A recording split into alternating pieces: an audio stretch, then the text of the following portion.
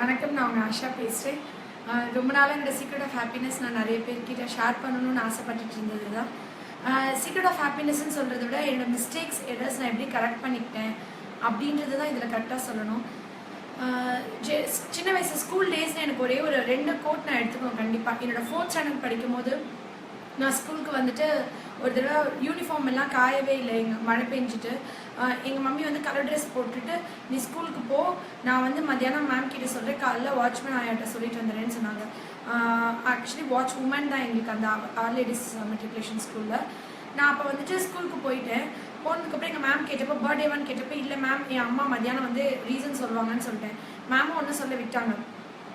என் அம்மா மத்தியானம் வந்துட்டு இந்த மாதிரி ட்ரெஸ் காயலை, அதனால தான் அவள் வந்துட்டு போட்டுட்டு வரல அப்படின்னு சொன்னேன். மேம் சரின்ட்டாங்க. நான் இது என் அம்மா அதோட விட்டுட்டு இருந்தால் பிரச்சனை இல்லை. அவங்க என்ன சொன்னாங்க, நான் தான் வாட்ச்மேன் ஆயாக்கிட்டேன் இன்ஃபார்ம் பண்ணிட்டேனே அப்படின்னு சொல்லிட்டாங்க. ஆக்சுவலி இன்ஃபார்ம் பண்ணுறேன்னு என்கிட்ட சொன்னாங்க, பட் இன்ஃபார்ம் பண்ணாமல் விட்டுட்டாங்க. அப்புறம் எங்கள் மேம் வந்துட்டு அப்படியா சாரி நான் தெரியல அப்படின்னு சொல்லிட்டு வாட்ச்மேன் உமன் கூப்பிட்டுட்டு நீங்கள் ஏன் எங்ககிட்ட சொல்லலை அப்படின்னு.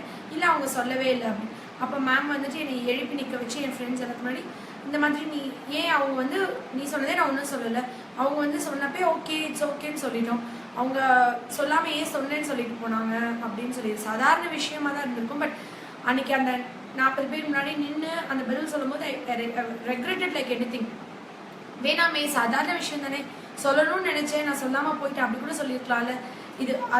That was the incident that லைஃப்பில் இனிமேல் எந்த விஷயத்துக்கும் அன்னெசரியாக, அதாவது நம்மளுக்கு 3 வயசு 4 வயசு 5 வயசு நம்ம கற்றுக்கிட்ட விஷயம் நம்ம சாகர வரைக்கும் மறக்காதுன்னு சொல்லுவாங்களே, அந்த மாதிரி எனக்கு 4th ஸ்டாண்டர்ட் படிக்கிற அந்த விஷயம் நடந்த விஷயம் வந்து லைஃப்பில் திருப்பி நடக்கவே கூடாது அப்படின்னு. ஜென்ரலாக நிறைய பேர் தப்பு செஞ்சது ஜஸ்டிஃபை பண்ணுவாங்க. அதாவது நான் இந்த சூழ்நிலை பண்ணேன், இல்லை நான் செஞ்சது அப்படி இல்லை, ரொம்ப நியாயப்படுத்திகிட்டே இருப்பாங்க. ஆனால் அது வந்து ரொம்ப தவறான விஷயம். செஞ்ச தப்பை ரெக்ரெட் பண்ணணுன்றது தான் நான் எப்பவுமே நினைப்பேன். நான் தப்பு செஞ்சுட்டா நான் வந்து சாரி சொல்லவோ சரி, தேங்க்ஸ் சொல்லவோ சரி, எப்பயுமே ஹெசிடேட் பண்ணவே மாட்டேன். இது நிச்சயமாக என்னோட தப்பு, நான் செஞ்சிருக்கவே கூடாது அப்படின்றத நான் சாரி அந்த நிமிஷம் கேட்கறது மட்டும் இல்லாமல் I will regret like anything. அதாவது சரி நம்ம இது ஒரு செஞ்சுட்டோமே, இது இவ்வளோ பெரிய மிஸ்டேக், இது இவ்வளோ பெரிய விஷயம் அப்படின்னு ரெக்ரெட் பண்ணி அதுக்கு ரொம்ப ஃபீல் பண்ணேன். அதுதானே என்னமோ நெக்ஸ்ட் அந்த மிஸ்டேக்ஸை கரெக்ட் பண்ணுறதுக்கு எனக்கு அது ஹெல்ப்ஃபுல்லாக இருக்கும். அதே மாதிரி கான்ஸ்டண்ட்டாக மித்தவங்க நம்மளை பற்றி என்ன நினைக்கிறாங்கன்றதை நான் எப்பயுமே யோசிக்கவே மாட்டேன். அதாவது எல்லாருமே அவங்க என்ன நினைப்பாங்க, இவங்க நினைப்பாங்க, அவங்க என்ன சொல்லுவாங்க, இவங்க என்ன சொல்லுவாங்க அப்படிலாம் யோசிப்பாங்கல்ல. நான் வந்து நான் அந்த ஒரு ஓப்பனாக மைண்டாக வச்சுப்பேன் எப்பயுமே. நான் என்ன ஃபீல் பண்ணுறேனோ if I feel that is right, அதே மாதிரி ரொம்ப ஃபிக்ஸட் ஐடியாவா அடமெண்ட்டா அந்த தாட் கிடையாது. பட் இது வந்து சரின்னா மித்தவங்க சொல்கிறாங்களேன்றதுக்காண்டி நான் மாற்றிக்கவே மாட்டேன். நிறைய குவாலிட்டிஸ் அப்படி சொல்லலாம். ஃபார் எக்ஸாம்பிள் இப்போ எங்கள் ஐஷு கூட போன ஃபோட்டோஸ் பார்த்துட்டு ஒருத்தவங்க சொல்லியிருந்தாங்க, ரொம்ப சிம்பிளாக இது பண்ணுறேன். என் அம்மா நிறைய தடவை என்கிட்ட ரொம்ப திட்டிருக்காங்க. நான் அவளுக்கு தங்க செயின் வாங்கி கொடுத்துருக்கேன், வளையல் வாங்கி கொடுத்துருக்கேன், தங்கத்திலேயே அருணாக்குடி வாங்கி கொடுத்துருக்கேன், நீ வந்துட்டு எதுவுமே போடாமல் இப்படி கூட்டிகிட்டு போகிற, எதுவுமே போட மாட்டேங்கிற. நான் அப்போ சொல்லிட்டு இருப்பேன், குழந்தையே அழகு. அந்த குழந்தை வந்துட்டு ரொம்ப ரசிப்போம் தெரியுமா. நம்ம பிறந்தப்ப வந்துட்டு ரொம்ப குட்டி குழந்தையா இருக்கும்போது ஒன்றுமே இருக்காது. அப்போ வந்து அந்த பாதத்தெல்லாம் தடவி பார்த்து, உள்ளங்கை தடவி பார்த்து ரசிச்சுட்டே இருப்போம். நம்ம அந்த கால் எடுத்து கணத்துல நான்லாம் தடவிக்குவேன் அடிக்கடி. எங்கள் பாப்பா பையன் கால்லாம் இந்த கணத்துல அந்த சாஃப்ட்னஸ் இந்த ஸ்வர்க்கம் மாதிரி இருக்கும். அது அவ்வளோ ஒரு சந்தோஷத்தை கொடுக்கும். அதுதான் பியூட்டி. இருக்கோ இல்லையோ அப்பா அம்மா கஷ்டப்பட்டுட்டு இருந்தாலும் பிள்ளைகளுக்கு எப்படியாவது ஒரு செயின் காப்பு அந்த மாதிரிலாம் போட்டு தான் வெளியே கூட்டிகிட்டு வரணுன்றது வந்து ஒருத்தவங்களை பார்த்து ஒருத்தவங்க. இப்போ குழந்தைங்க விளம்பரத்தை பார்த்து சாக்லேட் சாப்பிட்ற மாதிரி இந்த நிறைய ஃபேமிலிஸ் நிறைய இதை பார்த்து சில விஷயங்கள் நம்ம இன்ஃப்ளூயன்ஸ் ஆகும் நம்மள அறியாமல். அந்த விஷயங்கள் தான் அது. எனக்கு ரொம்ப பிடிச்ச குவாலிட்டி வந்து எந்த ஒரு இதுலையும் பேபி இஸ் பியூட்டி. அந்த குழந்தை தான் அழகு. அந்த குழந்தைக்கு எக்ஸ்ட்ரா ஒரு தங்க ஆபரணம் போடுறது ஒரு முக்கியமான விஷயம். அந்த செயின் காண்டியோ அந்த வளையல் காண்டியோ பிள்ளையை கடத்திட்டு போயிடுவாங்கன்ற ஒரு பயம் வந்து சின்ன வயசுல எனக்கு சொன்ன விஷயம். அதே மாதிரி டீப் மைண்ட்ல இருக்கான்னு எனக்கு தெரியாது. அது ஒரு விஷயம் இருக்கு. 2வது விஷயம் வந்து இந்த ஒரு நம்மளோட ரிச்னஸை வந்து குழந்தைங்கிட்ட அப்பயே காமிக்கக்கூடாது. நம்ம வந்து அந்த வசதியும் அந்த இதையும் வந்து பிள்ளைங்க வந்து இப்பயே இன்ஃப்ளூயன்ஸ் ஆகக்கூடாது.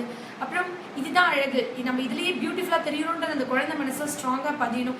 அப்போ தான் அது வந்துட்டு எந்த ஒரு லெவல் லைஃப்பில் போனால் கூட அது வந்து பெருசாக அந்த விஷயத்துக்கு அது இன்ஃப்ளூயன்ஸ் ஆகாது அப்படின்றத இதில் பதிவு பண்ண விரும்புகிறேன். அதே மாதிரி ஐ டோன்ட் யூஸ் எக்ஸ்கியூசஸ்.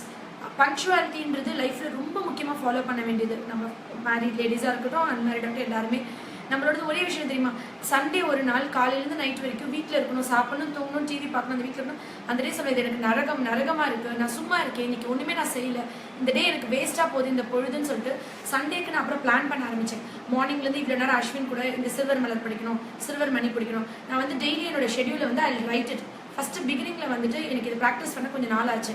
அப்போ என்ன பண்ணுவேன்னா ஒரு பேப்பர் எடுத்து நான் வந்து மார்னிங் சண்டேனா நான் வந்துட்டு 10 o'clockலேருந்து 12 o'clock வரைக்கும் அஸ்வினோட சில்வர் மணி, சில்வர் மலர், அப்புறம் அந்த கதிர் வாரமில் என்னென்ன புக்ஸ் இருக்கோ அதெல்லாம் அந்த வீக் ஃபுல்லாக உள்ள புக்ஸ் ஆன்மீகம்லேருந்து எல்லாம் கலெக்ட் பண்ணி வச்சிருவேன்.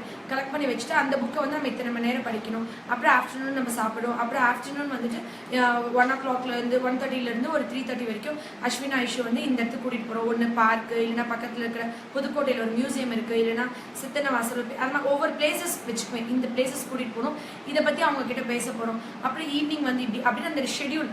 நிறைய பேர் அந்த மேரிட் லேடிஸ்லாம் என்ன சமைக்கிறதுன்னு காலையில் எழுந்திரிச்சு ரொம்ப யோசிச்சுட்டு இருப்பாங்கல்ல, அந்த மாதிரி ஒரு டிப்ஸ் வச்சுக்கோங்களேன். முந்தின நாளே நெக்ஸ்ட் டே மார்னிங் பிரேக்ஃபாஸ்ட் என்ன, லன்ச் என்ன, இதுதான் அப்படின்னு அதுக்கான வெஜிடபிள்ஸ், அதுக்கான திங்ஸ் எல்லாம் ரெடியாக இருக்கான்னு நம்ம ரெடி பண்ணி வச்சுட்டு போயிட்டோம்னா அது 1 hour ஒர்க் குக்கிங்ன்றது சிம்பிளாக முடிஞ்சிடும். ஆனால் நம்ம என்ன பண்ணோம்னா காம்ப்ளிகேட் பண்ணிப்போம், நம்மளுக்கு தெரியாது.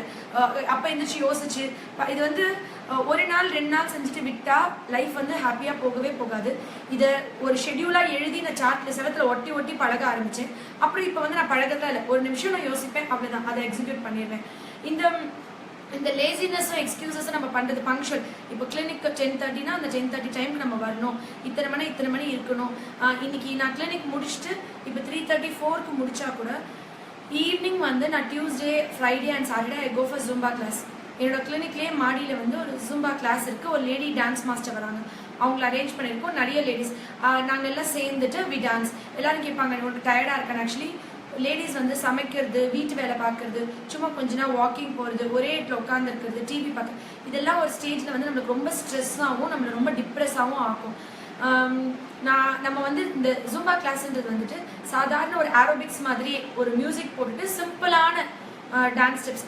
நீங்கள் நம்ப மாட்டீங்க, எல்கேஜிலேருந்து காலேஜ் வரைக்கும் நான் டான்ஸ் ஒரு தடவை கூட ஸ்டேஜ் ஏறி எந்த பெர்ஃபார்மன்ஸ் பண்ணதே இல்லை. எனக்கு டான்ஸ் ஆடவே தெரியாது. ஆக்சுவலி இப்போ தான் வந்து ஒரு 1 year நான் கற்றுக்கிட்டு அதுக்கப்புறம் நான் அதை ஆட ஆரம்பித்தேன். நீங்கள் டான்ஸ் பண்ணுறதுனால என்ன ஆகும்னா உடம்புல சர்க்குலேஷன் நிறைய இருக்கும், ஃபேஸ் பயங்கர ஷைனிங் வரும், நம்ம ரொம்ப எந்தூசியாஸ்டிக்காக, எனர்ஜெட்டிக்காக, ரொம்ப ஹாப்பியாக, கான்ஃபிடென்ட்டாக ஃபீல் பண்ணுவோம். நம்ம அப்புறம் நம்மளோட ஏஜிங் ப்ராசஸ், வயசு கூட நம்மளுக்கு ஆகிறது வந்து கொஞ்சம் டிலே ஆகும். இந்த எல்லா லேடிஸுமே ஏதோ ஒரு கிளாஸஸ், அதாவது மேரேஜ் ஆயிடுச்சு, சமைக்கணும், துணி துவைக்கணும், பாத்திரம் விளக்கணும், கிளினிக் போகணும் வரணும், இல்லை வேலைக்கு போகணும் வரணும், வீட்டில் இருக்கணும் அப்படின்னா ஒரு ஏஜ்க்கு அப்புறம் நம்ம லைஃப்பை நம்ம வாழவே இல்லையேன்னு தோணும். எனக்கு இது தோணுச்சு. ஆக்சுவலி மேரேஜ் ஆன புதுசில் வந்துட்டு என்னோட உலகமே லெனின், அச்சு, ஐஷு, தெரசா, இவ்வளோதான். இந்த குட்டி உலகம் தான் என்னோட உலகம். இது தாண்டி வேறு ஒன்றுமே இல்லை. இதுக்குள்ளே நான் யாரையும் கூட நான் எதுவுமே இது பண்ணதில்லை. எனக்கு ஜென்ரலாக ஃப்ரெண்ட்ஸ் இந்த good morning, good afternoon, good night messages அனுப்புகிற பழக்கமும் எனக்கு எப்பயுமே கிடையாது. அந்த சாட் பண்ணுறது ரொம்ப லிமிட்டட். என்னோட லைஃபோட மென்டர்னு நான் சொல்லணும்னா என்னோட சின்ன வயசுலேருந்து பிரவீன் அண்ணான்னு சொல்கிறேன். 8th standardலேருந்து என்னோட அண்ணா நிறைய லைஃபோட இதை வந்து எனக்கு டீச் பண்ணது என்னோட அண்ணா தான். அவங்க ஆக்சுவலி வந்துட்டு ஒரு ஐயங்கார் ஃபேமிலி, ஒரு கம்ப்ளீட் வேற ஒரு கஸ்டம்ஸ் எல்லாமே. பட் அவங்க எல்லாத்தையும் ஒரு சிம்பிளாக எனக்கு ஏற்ற மாதிரி எனக்கு சொல்லிக் கொடுத்து என்னை மோல்ட் பண்ணியிருக்காங்க. எனக்கு ஒரு இன்னொரு அண்ணான்னு சொல்கிறத விட என்னோட அப்பான்ற பிளேஸ் தான் அவங்க ரோல் ப்ளே பண்ணியிருக்காங்க. அவங்க வந்து எனக்கு எப்படி சொல்லுவாங்கன்னா, நான் இப்போ எனக்கு ஒரு மிஸ் அண்டர்ஸ்டாண்டிங் இருக்குது, பயங்கரமான சண்டை இருக்குது, டென்ஷன், ரொம்ப கோவமாக நான் இப்போ வந்துட்டு ஃபோன் பண்ணுறேன்னு வச்சுக்கோங்களேன். மேரேஜ் ஆன புதுசில் 2007 அந்த மாதிரி டைமில் நான் ஃபோன் பண்ணுறேன்னா அண்ணா வந்துட்டு அம்மா இரு நான் உனக்கு கூப்பிடுறேன் அப்படின்னு சொல்லிட்டு கட் பண்ணிடுவாங்க. ஆக்சுவலி அவங்க பிஸியாகவே இருக்க மாட்டாங்க, எந்த வேலையும் கூட இருக்காது. ஆனால் வேணுமே அவாய்ட் பண்ணணும்னு கட் பண்ணுறதில்ல. ஒரு 2 daysக்கு அப்புறம் திருப்பி கால் பண்ணுவாங்க. அந்த 2 daysல எனக்கு அந்த கோவம் குறைஞ்சிடும், லென்மலுக்கு டென்ஷன் குறைஞ்சி அந்த பிரச்சனையே தீர்ந்துருக்கும், நானும் அவரும் சேர்ந்தே இருப்போம். அப்போ வந்துட்டு அப்போ அவங்க கால் பண்ணும்போது எனக்கு அந்த விஷயம் சொல்லணுன்னே தோணாது. அப்போ அதே நான் சப்போஸ் அந்த கோவத்திலே நான் இருந்திருந்தேன்னா, நான் அந்த விஷயத்த அண்ணாட்ட சொல்லியிருந்தேன்னா அவங்களுக்கு லெனின் மேலே இருக்க ரெஸ்பெக்ட் குறைஞ்சிருக்கும். அடுத்து லெனின்க்கு அவங்கள ஃபேஸ் பண்ணும்போது ஒரு இன்ஃபீரியராக ஃபீல் பண்ணியிருப்பாங்க. எனக்குமே ஏன்டா அதை சொன்னோன்னு தோணும். இந்த விஷயத்தை எல்லா லேடிஸுமே அப்ளை பண்ணலாம். நம்ம ஏதாவது ஒரு ஹஸ்பண்டோட ஒரு டென்ஷன், ஒரு சண்டை, ஒரு பிரச்சனை இருக்கும், அந்த சூட்டோட அப்பாக்கோ அம்மாக்கோ யாருக்குமே கால் பண்ணி சொல்லாமல் ஒரு 2 நாள் அதை ஆற போட்டு விட்டுட்டு அதுக்கப்புறம் நம்ம அதுக்கு அந்த விஷயத்தை பற்றி யோசிச்சோன்னா அந்த விஷயம் நமக்கு தோணவே தோணாது. நான் அப்போ லெனின்க்கு யோசிப்பேன்.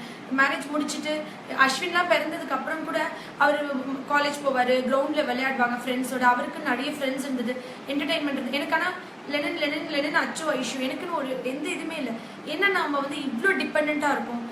என்னோட 24 வயசு வரைக்கும் இல்லைன்னா என்னோட லைஃப்ல எந்த ரோலும் ப்ளே பண்ணல. அப்போ நான் ஹாப்பியா இருந்தேன். எனக்குன்னு சில என்டர்டைன்மெண்ட்ஸ் இருந்தது, எனக்குன்னு சந்தோஷங்கள் இருந்தது.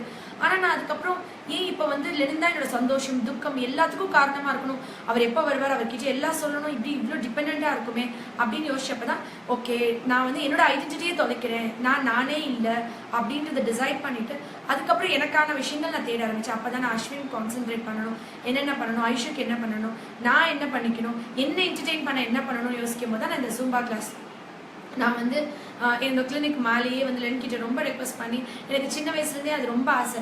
என்னோட ஸ்கூல் டேஸில் வந்துட்டு டெய்லி காலையில் லைன்ஸ் மெட்ரிகுலேஷன் ஸ்கூலில் தான் நான் படித்தேன். பேப்பர் படிக்கிற பழக்கம் உண்டு.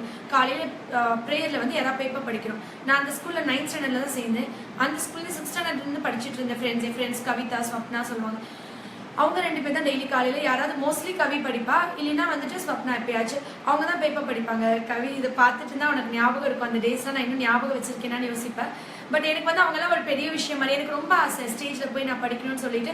பட் எனக்கு அந்த சான்ஸே கிடைக்கவே இல்லை. இப்போ நீர்தேவி மேம், எங்கள் மேம் பேர் இங்கிலீஷ் மேம், ஒரு நாள் கவி ஆப்சென்ட் ஆக்சுவலி. அன்றைக்கி நான் மேம் கிட்ட போயிட்டு நானே வாலண்டியர் மேம் நான் எனக்கு ரீட் பண்ணவா இந்த ப்ரேயரில் அப்படின்னு கேட்டப்போ மேம் வந்து கண்டிப்பாக நீ ரீட் பண்ண, ஒரு தடவை ரீட் பண்ணி காமின்னு சொன்னாங்க. ரீட் பண்ணி காமிச்சேன். சரி நான் போய் ஸ்டேஜில் போயிட்டு நல்லா ரீட் பண்ணிட்டேன். ரீட் பண்ணுறதுன்னு மேம் யார் அந்த பொண்ணுன்னு கூப்பிட்டுட்டு உன் பேர் என்ன அப்படின்னா ஆஷா சொன்னேன்.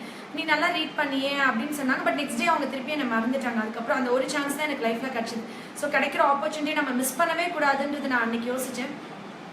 ஆனால் அதுக்கப்புறம் எனக்கு அந்த ஒரு வருத்தம் இருந்துகிட்டே இருந்திருக்கு. எனக்கு எப்பயுமே அந்த ஆசை தான் என்னமோ நான் வந்துட்டு என்னோட டீப் மைண்டில் இருந்தது. எல்லாரும் கேட்பாங்க நீ ப்ரிப்பேர் பண்ணுறதில்ல, பேப்பரில் எழுதி வச்சுக்கிறதுல, நீ வந்துட்டு எதுவுமே இது பண்ணல, நீ எப்படி ஃப்ளூயண்ட்டாக அப்படியே பேசுனா. ரொம்ப நாள் நம்ம மனசில் டீப் மைண்டில் ஏதாவது ஒரு தாட்டோ ஆசையோ செய்யணும்னு நம்ம நினச்சிட்டே இருந்தோம்னா ஒரு ஸ்டேஜ் அந்த ஆப்பர்ச்சுனிட்டி கிடைக்கும் போது மேபி நம்ம அதுக்கு ரொம்ப ப்ரிப்பேர் பண்ணணும்னு தேவையில்லையான்னு எனக்கு தெரியல. But that's what actually is happening. அதே மாதிரி எனக்கு நிறைய ஃப்ரெண்ட்ஸ் இருக்கு. ஃப்ரெண்ட்ஸில் வந்து இப்போ நிறைய பேருக்கு நடக்கிற ப்ராப்ளம் 5 விரல் இருக்கிற மாதிரி தான். ஃப்ரெண்ட்ஸ் வந்து ஒரே மாதிரி குவாலிட்டி இருக்க மாட்டாங்க. ஒரு ஃப்ரெண்ட் ரொம்ப கோவப்படுவா, ஒரு ஃப்ரெண்ட் ரொம்ப கஞ்சப்பிஸ்னாரியா இருப்பா, ஒரு ஃப்ரெண்ட் வந்துட்டு ரொம்ப புவராக இருப்பா, ஒரு ஃப்ரெண்ட் ரொம்ப பொய் சொல்வா, இல்லை ஒரு ஃப்ரெண்ட் வந்து ஒவ்வொருத்தவங்களுக்கு ஒவ்வொரு குவாலிட்டி இருக்கும். நிறைய பேர் தப்பாக சொல்லுவாங்க, show a character also friend, கரெக்டான ஃப்ரெண்ட்ஸ் மட்டும் தான் சூஸ் பண்ணணும். ஆக்சுவலி பசங்க பார்த்தீங்கன்னா கேர்ள்ஸ் மட்டும் தான் இப்படி இருப்பாங்க. பாய்ஸ் பார்த்தீங்கன்னா எல்லா டைப் ஆஃப் ஃப்ரெண்ட்ஸ், எல்லா பசங்களோட ஃப்ரெண்டாக இருப்பாங்க. அவன் மோசமாக இருப்பான், காசு ஏமாற்றுவான், ஆனால் அவங்க ஃப்ரெண்ட்ஸாக இருப்பாங்க. What ever this they will accept as such, they will maintain a distance. அது கரெக்டாக அந்த டைமில் இவங்க எப்படின்றது தெரியும், அவங்க அப்படியே போயிடுவாங்க. இன்ஃப்ளூயன்ஸ் ஆக மாட்டாங்க. பொண்ணுங்க வந்து எப்படின்னா பார்த்தா இன்ஃப்ளூயன்ஸ் ஆகிடுவாங்க. நம்ம இன்ஃப்ளூயன்ஸ் ஆகாமல் இந்த 5 டைப் ஆஃப் ஃப்ரெண்ட்ஸையும் நம்ம அக்செப்ட் பண்ணோம். இல்லை இவ மோசம், இவ அப்படி, இவ அப்படி அப்படி நம்ம பிரிச்சுட்டே வந்தோம்னா கடைசியில் நம்ம தனியாக நிற்போம். நம்மளுக்கு யாருமே கிடைக்கவே மாட்டாங்க. அதே மாதிரி எந்த சுச்சுவேஷன்லையும் எந்த ஃப்ரெண்ட்ஸ் பற்றியும் பின்னாடி நெகட்டிவாக எந்த ஒரு கமெண்ட்டும் எந்த சூழ்நிலை ஆஃப் லைஃப்லையும் பாஸ் பண்ணவே கூடாது. இது வந்து ஒரு ரெக்வெஸ்ட். எப்படின்னா ஜெனரலாக ஸ்கூல் உங்களுக்கு பேரண்ட்ஸ்க்குலாம் சொல்ல ஈஸியாக சொல்வேன். ஸ்கூலில் வந்து பிள்ளைங்களை சேர்த்தனோடனே இந்த எல்கேஜி சேர்த்தனோடனே இந்த எல்கேஜி மதர்ஸ் எல்லாம் ஒரு ஃப்ரெண்ட் கேங் ஃபார்ம் பண்ணுவாங்க. எல்லாம் ஒரு வாட்ஸ்அப் குரூப்போ இல்லைன்னா எல்லா ஃபோன் ஃப்ரெண்ட்ஸோ. இந்த பையன் பர்த்டேக்கு எல்லாம் போவாங்க, அவங்க பொண்ணு பர்த்டேக்கு இந்த அம்மாலாம் வருவாங்க. ஒரு யூகேஜி ஃபர்ஸ்ட் ஸ்டாண்டர்ட் போகும்போது மார்க்ஸோ ஈகோவோ கிளாஷஸோ ஏதோ ஒரு சின்ன சின்ன பிரச்சனைகளை பேரண்ட்ஸ் சண்டை போட்டுருவாங்க. சண்டை போட்டு இவங்க பிரிஞ்சிடுவாங்க. அதே சமயத்தில் இந்த நேரம் நிறைய பேர் ஸ்கூல்ஸே சேஞ்ச் பண்ணுவாங்க. நிறைய பேர் குழந்தைங்களை வந்துட்டு பேசிக்காதீங்கம்பாங்க. ரொம்ப அப்படி இருந்து பேரண்ட்ஸ் ஈகோயிஸ்டிக்காக பிரிஞ்சு போவாங்க. ஆக்சுவலி இது எதனால நடக்குதுன்னா ரொம்ப அப்படியே போய் டிபெண்ட் ஆகி ரொம்ப சார்ந்து விழுந்துடுது. கான்ஸ்டன்டா மித்தவங்க நம்மளை பத்தி என்ன நினைக்கிறாங்க, நம்மளை பத்தி என்ன பேசுறாங்க, அந்த மாதிரி யோசிக்கிறது. சிம்பிளா விஷயம் சொல்றேன். ஒருத்தவங்களுக்கு இப்போ நம்ம யார்கிட்டையுமே போய் நான் என்னை பத்தி ஜஸ்டிஃபை பண்ணவே மாட்டேன், நியாயப்படுத்தவே மாட்டேன். இது எல்லாருக்குமே கண்டிப்பா எக்ஸிக்யூட் பண்ணி ஃபாலோ பண்றது கொஞ்சம் கஷ்டமா இருக்கும். பட் இது ஒரு அட்லீஸ்ட் 5-6 வாரம் ப்ராக்டிஸ் பண்ணா இது ரொம்ப சிம்பிள். இது லைஃப்க்கு ரொம்ப ஈஸியா இருக்கும். நான் என்ன பண்ணுவேன்னா இப்போ வந்து பாருங்களேன், உங்களுக்கு என்ன பிடிக்கும்னு வச்சுக்கோங்களேன். நான் வந்து என்ன பண்ணி உங்ககிட்ட நல்ல பேர் எடுக்கணும்னா நான் என்ன பண்ணியும் நல்ல பேர் எடுக்க வேணாம். ஏன்னா ஏற்கனவே உங்களுக்கு என்ன பிடிக்கும். நானா இருந்தாவே நீங்க என்ன அக்செப்ட் பண்ணிக்குவீங்க. யாராவது வந்து இப்போ ஆஷா ரொம்ப மோசம், செம திமிர் பிடிச்சவ, அவளை அப்படி இப்படி சொன்னாங்கன்னா நீங்க என்ன பண்ணுவீங்கன்னா சச்சா இல்ல ஆஷா அது நல்ல பொண்ணு தான், இதோ ஒரு சூழ்நிலை அவ இப்படி பேசியிருப்பா, இல்லை நீங்க தப்பா புரிஞ்சிருப்பீங்க, இல்லை இவங்க நீங்க ஒரு நியாயம் சொல்லிட்டு போயிருவீங்க. அப்ப நான் உங்ககிட்ட என்ன ப்ரூவ் பண்ணவே தேவையில்லை. ஏன்னா ஏற்கனவே உங்களுக்கு என்ன பிடிக்கும், நீங்க என்ன அக்செப்ட் பண்ணிப்பீங்க. உங்களுக்கு என்ன பிடிக்கவே பிடிக்காது, உங்களுக்கு என்ன வந்துட்டு சுத்தமா பிடிக்காதுன்னு வச்சுக்கோங்களேன். என்னோட ஊர் பேரு இது என் ரிலேட்டட் ஹோமியோபதின்ற வார்த்தை எது சொன்னாலும் உங்களுக்கு டென்ஷன் ஆயிடும், கோவம் வரும். என் ரிலேட்டடான விஷயங்கள், என்னை பத்தின விஷயங்கள், என்னோட அந்த தெரு பேர் சொன்னா கூட உங்களுக்கு பயங்கர டென்ஷன் ஆகும். அப்போ யாராவது என்னை பற்றி வந்து நல்லது சொன்னாங்கன்னா நீங்கள் வந்து ஏதாவது ஒரு ரீசன் தேடி அதை மோசம்னு சொல்ல ட்ரை பண்ணுவீங்க. அப்போ நான் என்ன பண்ணால் உங்ககிட்ட நல்ல பேர் எடுக்க முடியும்? நான் என்ன பண்ணாலும் உங்ககிட்ட நல்ல பேர் எடுக்கவே முடியாது. அப்போது அப்படி இருக்கிற ஒரு பர்சன் கிட்ட நான் மேலும் மேலும் மேலும் ட்ரை பண்ணால் வெறுப்போ விரக்தியோ அதிகமாகி ரொம்ப தூரம் பிரிஞ்சு போயிடுவோம், திருப்பி சேர வாய்ப்பே இல்லை. So give a gap. உங்கள் மேலே எந்த தப்பும் இல்லை, நீங்கள் வந்துட்டு எந்த தப்பும் செய்யலை அப்படின்னா வெயிட் ஃபார் த டைம். நீங்கள் அந்த கேப் கொடுங்க. அதே மாதிரி நீங்கள் செய்யாத தவறு, நீங்கள் செய்யாத ஒரு தப்பு உங்கள் மேலே அநியாயமாக ஒரு பழி வந்துச்சு இது பண்ணாங்கன்னா நான் அந்த இடத்துல போய் பயங்கரமாக என்னை ஜஸ்டிஃபை பண்ணி பேசி சண்டை போட்டு ஆர்கியூ பண்ணி ப்ரூவ் பண்ணவே மாட்டேன். I will wait for my turn. இந்த வார்த்தையை எல்லாருமே ஒரு நாளைக்கு ஒரு 10 தடவை சொல்லிக்கோங்க. Wait for your turn. நிச்சயமா உலகம் உலகம் வந்து நியாயம், தர்மம், நீதி இதெல்லாம் இருக்கு, சத்தியம் இதெல்லாம் நோக்கி தான் உலகம் உருண்டுட்டு இருக்கு. லைஃப்ல இதெல்லாம் நிச்சயமா இருக்கு. உங்களோட டர்ன்காண்டி நீங்க அது எல்லாமே இப்போ அர்ஜென்ட்டா யூரின் வருது இம்மிடியட்டா போகணும், இல்லைன்னா வயிறு வச்சிடும் அப்படின்ற மாதிரி தான் ப்ராப்ளம்ஸ் ஹேண்டில் பண்ணுவோம். உடனே இதுக்கு தீர்வு காணும். அவ எப்படி என்னை பத்தி அப்படி சொல்லலாம், இவ எப்படி உடனே ஃபோனை பண்ணு, அங்க ஃபோன் பண்ணு, இங்க ஃபோன் பண்ணு, பேசு, சண்டை, nothing. Okay, I stay apart, I wait for my turn. ரொம்ப நாள் கழிச்சு அவங்க அதை திரும்பி வரும்போது எந்த ஒரு கோபமோ வெறுப்போ டென்ஷனோ சண்டையோ இல்லை நீ ஏன் அன்னைக்கு என்னை பற்றி அப்படி யோசிச்சேன், ஏன் இப்படி பண்ண அப்படி பண்ண நியாயப்படுத்தவே மாட்டேன். ஓகே, அவங்களுக்கு என்ன பண்ணாலும் நம்ம ப்ரூவ் பண்ண முடியாது. அதே மாதிரி அவங்க திரும்பி வராங்கன்னா புரிஞ்சுட்டு தான் வருவாங்க. அந்த டைமில் நான் திருப்பி நிச்சயமாக பேசுவேன். லெனின் வந்து எப்படின்னா ஹி ஒன்ட் ஃபர்கிவ். நான் நிறைய மறப்பேன், நிறைய மன்னிப்பேன். அவர் வந்து ஒரு தடவை ஃப்ரெண்டு சண்டை இல்லை எனிமினா திருப்பி பேசவே மாட்டாங்க. அவங்க நான் வந்து என்னை கத்தியால குத்த வந்திருக்காங்க, ஒருத்தி வந்து என்னை மோசமாக பிஹேவ் பண்ணிருக்கா, மோசமாக பேசியிருக்கான். ஒரு 2 மாசமோ 3 மாசமோ கழிச்சு அவங்க பேசினா நான் நார்மலாக பேசுவேன். அதுக்கான நான் அதை மனசில் வச்சுட்டு வந்தன்ஸ் வச்சு பண்ண திஸ் இஸ் ஹர் கேரக்டர், அவங்க நேச்சர். அவங்களுக்கு நம்ம எல்லா விஷயத்தையும் நீங்கள் ஒரு விஷயம் நினச்சிக்கோங்களேன், ஏதாவது விஷயம் செய்யும் போது இது நம்மளோட குணமா, இது நம்ம குவாலிட்டியா அப்படின்னு யோசிங்க. இல்லை அப்படின்னா செய்யாதீங்க. இப்போ நிறைய பேர் வந்து பார்த்துட்டு நீ இவ பண்ணா நம்ம திருப்பி பண்றோம், அப்படி பண்றோம்ல, அது மட்டும் பண்ணவே கூடாது. எப்படின்னா இப்போ ஒரு ஃப்ரெண்ட் என்னை பற்றி ரொம்ப மோசமாக பேசியிருக்கா, ரொம்ப என்னை வந்து கத்தியெடுத்து குத்த வந்திருக்கா அப்படின்னு வச்சுக்கோங்க. அந்த ஃப்ரெண்ட் ரொம்ப நாள் கழிச்சு திருப்பி என்கிட்ட வந்து பேசினா நான் திருப்பி அவகிட்ட நார்மலாக பேசினேன். முக்கியமான விஷயம், அந்த பழசை பற்றி எதுவுமே நான் பெருசு பண்ண மாட்டேன், பேச மாட்டேன். திருப்பி அவகிட்ட அது நியாயமும் சொல்ல மாட்டேன், திருப்பியும் அதை பற்றி எந்த ஒரு கான்வர்சேஷனும் வச்சுக்கவே மாட்டேன். நான் உண்மையாகவே மன்னிச்சிருவேன். ஏன்னா அவளோட குவாலிட்டி என்னை கத்தியெடுத்து குத்த வருது, என்னை திட்டுறது இல்லை ஹார்ஷாக பிஹேவ் பண்ணுறது, மோசமாக பேசுறது வந்து அவளோட குணம். ஆனால் என்னோட குணம் அது கிடையாது. அதே மாதிரி அவ என்ன மோசம், நீ பொய்க்காரி இல்லை மோசமானவ, நீ ஒரு திருடி இல்லைன்னா ஒரு ஃப்ராடு ஏதாவது சொல்றேன்னா அது அவளோட வெர்ஷன் என்னை பற்றி. அதுக்காண்டி 2-3 விஷயம் நீங்கள் ஃபாலோ பண்ணலாம் லைஃப்பில். ஒரு விஷயம் என்னன்னா, உங்களுக்கு ஒரு பிரச்சனையோ ஒரு அவமானமோ ஒரு இன்சல்ட்டோ ஒரு சண்டையோ ஒரு பண நஷ்டமோ இல்லை வியாபார நஷ்டமோ லைஃப்பில் ஏதாவது நடக்குதுன்னா அதுக்கப்புறம் நீங்கள் வந்து அதை நினச்சி டிப்ரெஸ் ஆகி வருத்தப்பட்டு வாழ்க்கையை தொலைச்சி நிம்மதியை தொலைச்சி அழுதுட்டு இருக்கலாம். இல்லை அந்த ஆளோட பயங்கரமாக சண்டை போட்டு அடித்து வெட்டு குத்து அந்த மாதிரி போய் அவனோட இனிமேல் உறவே வச்சுக்கூடாது, சவகாசமே வச்சுக்கூடாது, அப்படி போகலாம். 3வது அது ஒரு பாடமாக எடுத்துக்கிட்டு லைஃப்பில் திருப்பி அந்த மிஸ்டேக் நடக்காமல் போகலாம். நான் இந்த 3வது தான் ஃபாலோ பண்ணேன். பயங்கரமாக டிப்ரெஸ் ஆகி அழுது சண்டை போட்டு பிரச்சனை பண்ணி அதுவும் பண்ண மாட்டேன். பயங்கரமாக நான் என்னை உடச்சிக்க மாட்டேன், அது அவளோட குணம். நான் திருடி ஃப்ராடு கெட்டவன் சொல்றது அவளோட வெர்ஷன், அது அவகிட்டே இருக்கட்டும், நீ அதை அவளே வச்சுக்கணும்னு நினைக்கணும். இது நீங்க ஒரு நாளைக்கு 10 டைம்ஸ் சொல்லி பாருங்க. சொல்லி சொல்லி சொல்லி அந்த விஷயத்த அது அவளோட குணம் அவளோட குணம் அப்படின்னு நீங்க சொல்லி, இது என்னோட குணம் கிடையாது, நான் இது கிடையாது, நான் அவளுக்கு போய் ப்ரூவ் பண்ண எத்தனை பேருக்கு இந்த உலகத்துல ப்ரூவ் பண்ண முடியும்? கடவுளுக்கு முன்னாடி இல்லை நீங்க கடவுளே நினைக்கலாம் கூட உங்களோட மனசாட்சிக்கு முன்னாடி நம்ம செய்யவே இல்லை, நம்ம கரெக்ட் அப்படின்னா வெயிட் ஃபார் யர் டர்ன். வரும்போதும் அவளை திட்டுறதோ பழி வாங்குறதோ இல்லை டைம் கிடைக்குமோ அவளை போட்டு பார்க்கறதோ நம்மளோட குணம் கிடையாது, நம்மளோட வேலையும் கிடையாது. காலம்னு சொல்லுங்க இல்லை கடவுள்னு சொல்லுங்க. இஃப் யூ ஃபாலோ காட்னு சொல்லுங்க. அது வரும்போது அவங்களுக்கான ஆன்சர் கிடைச்சிடும். இப்படி நம்ம ஒவ்வொருத்தருனா லைஃப்ல பார்த்துட்டு போனா எத்தனை பேர் நம்ம கிராஸ் பண்ணி வர முடியும்? ஒரு ஏஜ் வரும்போது நம்மளுக்கு படபடப்பு, ஸ்ட்ரெஸ், டென்ஷன் நிறைய பேர் நீங்க பார்ப்பீங்க. 3 விஷயம் நீங்க பண்ணலாம். 1, பி குவாய்ட். அதாவது இப்போ எனக்கு நிறைய நீங்களே பார்ப்பீங்க மெசஞ்சர்லையோ இல்லை ஃபேஸ்புக்லையோ நிறைய மெசேஜஸ் கண்டபடிக்கு அசிங்கமா தப்பா எவ்வளோ கேவலமாக வேணா வரும். நான் நான் சப்போஸ் ரெஸ்பெக்ட் பண்ணுறேன் இல்லை நான் சப்போஸ் கொஞ்சமாக அவங்கள மதிக்கிறேன் அப்படின்னா ஐ ரிப்ளை ஃபார் தட். இல்லை நான் மெசேஜே பார்க்கலன்னா நான் ரிப்ளை பண்ண மாட்டேன். இல்லைன்னா நான் வந்து அமைதியாக இருப்பேன். ஏன்னா ஒருத்தவங்க எவ்வளோ நாள் பேசினா கூட, இப்போ எவ்வளோ அசிங்கமாக திட்டி எவ்வளோ நாள் பேசினா கூட கொஞ்ச நாள் ஆனப்புறம் அவங்களுக்கே அது தோணாது. அதே மாதிரி அவங்களுக்கு நம்ம பதில் கொடுத்தோம்னா நம்ம வந்து நக்கலாவோ இல்லை திமிராவோ இல்லை அவங்க நம்ம கோவமாவோ ரிப்ளை பண்ணோம்னா அவங்களுக்கு என்ன தோணும்னா நம்ம அவங்கள அப்படி பேசியிருக்கோம் அதனால திருப்பி பேசுறாங்கன்னு தோணாது. அவங்களுக்கு அவங்களுடைய செல்ஃப் ரெஸ்பெக்ட் உண்டான மாதிரி, அவங்கள சீண்டி விடுற மாதிரி, அவங்கள வந்துட்டு நோண்டுற மாதிரி, அவங்கள தூண்டி விடுற மாதிரி அது இருக்கும். அப்போ அவங்க பயங்கரமாக ஹைப்பராக ரியாக்ட் பண்ணுவாங்க. ஸோ நம்ம ரியாக்டே பண்ணலைன்னா அவங்களுக்கு ரியாக்ட் பண்ணணும்னு தோணாது. First thing. செகண்ட் திங், உங்களுக்கு ரொம்ப ஒருத்தவங்க டார்ச்சர் பண்ணுறாங்க, டிஸ்டர்ப் பண்ணுறாங்க அப்படின்னா பெஸ்ட் திங் ஜஸ்ட் இக்னோர். இது நான் ரொம்ப பண்ணேன். இக்னோர் பண்ணுறதை விட ஒரு படு மோசமான பனிஷ்மெண்ட் ஒருத்தவங்களுக்கு இருக்கவே முடியாது. இக்னோர்னா எப்படின்னா, எனக்கும் என் ஃப்ரெண்டுக்கும் சண்டை, நான் அவகிட்ட பேச மாட்டேன் அப்படின்றது இக்னோர் பண்ணுறது கிடையாது. ஆனால் அவள் பக்கத்தில் வந்த உடனே என் முகம் மாறிடும், நான் டென்ஷன் ஆயிடுவேன், படபடப்பாயிருவேன், அப்படியே ஃபேஸே அப்படியே சுருங்கிடும், நான் அப்படியே அந்த இடத்துல நகர்ந்து போயிடுவேன். அப்படின்றது இக்னோர் பண்ணுறது கிடையாது.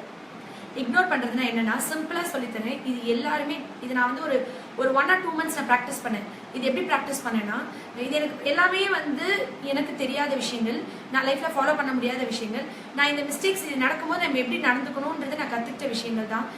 நான் இப்போ ஒருத்தவங்க எனக்கு பிடிக்கல, சண்டை போடுறாங்க அப்படின்னா, நான் திருப்பி அவங்கள ரொம்ப நாள் கழிச்சு இல்லைன்னா அவங்கள சந்திக்கிற வேலையில் வந்து, இப்போ நீங்கள் ரோட்டில் போகிறீங்க, ரோட்டில் போகும்போது 100 பேர் கிராஸ் பண்ணி போவாங்க. அந்த 100 பேரும் ஹாய் ஆஷா இல்லைன்னா எப்படி இருக்கா இல்லை சிரிக்கல நம்ம பார்த்து ஃபீல் பண்ணுறோமா?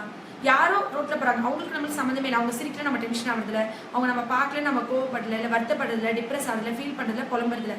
அதே மாதிரி இந்த ஒரு பர்சனும் நம்மளுக்கு சம்மந்தம் இல்லாத ஒரு விஷயமா நினைக்கணும். ஃபார் எக்ஸாம்பிள், இந்த டேபிள், பெஞ்ச், சேர், நான் லிவிங் திங்கை அவங்க கிட்ட நம்ம வந்து அப்ளை பண்ணிக்கணும்.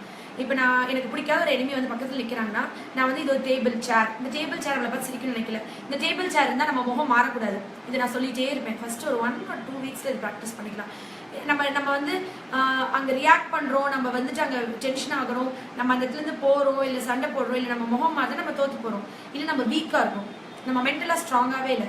நம்ம 4 தடவை 5 தடவைக்கு மேலே இதை பழகிட்டோம்னா, நம்மளோட ஜென்ம விரோதி அங்கே பக்கத்தில் நின்னா கூட நம்ம எந்த ரியாக்ஷனும் இல்லாமல் நம்ம நார்மலாக இருந்துட்டு வந்துடுவோம். நம்ம அவங்களே, அதுதான் இக்னோர் பண்ணுறது. இக்னோர்னா கம்ப்ளீட்டாக அவங்கள நெக்லெக்ட் பண்ணுறது, கண்டுக்காமல் விட்டுறது. 3வது விஷயம் நான் பண்ணுவேன். சப்போஸ் இப்போ ஒருத்தவங்க வந்து என்னை ரொம்ப மோசமாக பேசிட்டாங்க, இல்லை இப்போ வந்து கிளினிக்கு நிறைய பேர் வந்துட்டு, இப்போ யாராவது ஒருத்தவங்க வந்து ஏதாவது ஒரு விஷயத்துக்காண்டி நான் ரொம்ப நேரம் வெயிட் பண்ணிட்டு இருந்தேன், நீங்கள் என்ன உடனே கூப்பிடல, நான் வந்துட்டு முதலே வந்துட்டேன், நீங்கள் எனக்கு பின்னாடி வந்து கூப்பிட்டீங்க, சம்டைம்ஸ் அந்த மாதிரி ஏதாவது கோவத்தில் சண்டை போட்டுட்டு மண் வேணாம் ஒன்று வேணாம் நான் ட்ரீட் பண்ணிக்கலாம் அப்படின்னு சொல்லி போயிடுவாங்க. கொஞ்சம் நாள் கழிச்சு வருவாங்க. நான் அப்போ வரும்போது நல்லா இருக்கீங்களா, என்ன 2014 பார்த்தது, எப்படி இருக்கீங்க அப்படின்னு சொல்லிட்டு நான் அவங்கள பற்றி விசாரிச்சுட்டு மெடிசன் எழுதி கொடுத்து அனுப்பிச்சிடுவேன். உண்மையாகவே எனக்கு அவங்க மேலே கோவம் இருக்காது. ஏன்னா அது அவங்களோட கேரக்டர், இந்த மாதிரி பிஹேவ் பண்ணிட்டு போகிறது. என்னோட நேச்சர் அது கிடையாது. ஒவ்வொரு விஷயம் செய்யறதுக்கு முன்னாடி இது என்னோட நேச்சரா இல்லை, ஸோ நான் எப்படி இருப்பேன், நான் இப்படி தான் இருப்பேன். நான் வந்துட்டு என்னோட குவாலிட்டி என்னமோ அதே தான் மெயின்டைன் பண்ணணும்னு நினைக்கணும். நீ அன்னைக்கு எனக்கு திடீர்னு போனல, இன்னைக்கு எந்த முகத்தை வச்சு வந்த, இல்லை அப்படிலாம் கேட்கக்கூடாது. அது வந்து அவங்களை ஹர்ட் பண்ணும். அதே மாதிரி கிளினிக்கு நிறைய பேஷண்ட்ஸ் வருவாங்க, வந்துட்டு ரொம்ப நாள் கழிச்சு வர டாக்டர் திட்டுவாங்க. நான் ஏன் திட்டணும்? நீங்கள் 3 காரணத்தினால வராமல் இருந்திருக்கலாம். ஒன்று, உங்களுக்கு காசு இல்லாமல் இருந்திருக்கும், இல்லை அந்த வியாதி சரியாக போயிருந்திருக்கும், இல்லை வர முடியாத சூழ்நிலை இருந்திருக்கும். இந்த 3மே உங்களோட நியாயமான ரீசனாக இருந்திருக்கணும்.